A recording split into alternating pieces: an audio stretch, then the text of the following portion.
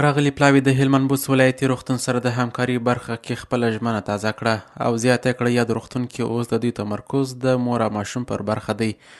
نو د نورو برخو د ملاتړ لپاره هم د تخنیکي او لوژستیکي اړتیاو په اړه خپل خدمات جاري ساتي ترڅو یا د روغتون ته په ښه ډول خدمات وړاندې سي.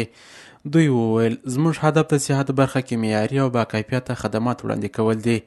د هلمند د عامې روغتیا ریاست زموږ سره بشپړ همکاره دی او تل یې راسره ښه همغږي ساتلې ده. دوی له مسؤلینو او په ځانګړي ډول د ولایت مقام او عامې روغتیا ریاست له همکاریو څخه مننه وکړه او په راتلونکي وخت کې هم د لا ښه همکارۍ هیله څرګنده کړه. د هلمند ولایت مقام وایان مولوي محمد قاسم ریاض وایي مرستیال ولي راغلي پلاوي ته ښه راغلاست ووایه او د بست ولایتي روغتون برخه کې د هغوی د ښه خدماتو څخه مننه او ستاینه وکړه. هغه وویل ولسوالیو ته د سفر پر مهال د ولسونو ستونزې اورېدلې او لیدلې دي چې تر ډېره حده د روغتیا برخه کې ستونزې زیاتې دي. د هلمند اراضي پراخه او نفوس یې تر رسمي شمیرو 2 برابره زیات دی. نو که د لیرو پرتو سیمو ولسونو ته پاملرنه نوره هم زیاته سي او د لښکرګاه په څېر یو شمېر ولسوالیو ته هم ورته خدمات وغځول سي ډېره به ښه وي او د خلکو ستونزې به حل سي. د هلمند مرستیال والي الحاج محترم مولوي محمد نبي حماد صاحب په خپل کاري دفتر کې د بې پولي ډاکټرانو ټولنې له مسؤلینو سره وکتل.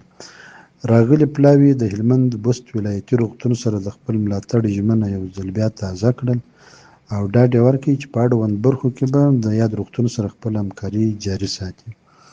مرستیال والي صاحب راغلي پلاوي ته ښه راغلاست ووایه، د هغوی د فعالیتونو او کړنو څخه مننه او قدرداني وکړه.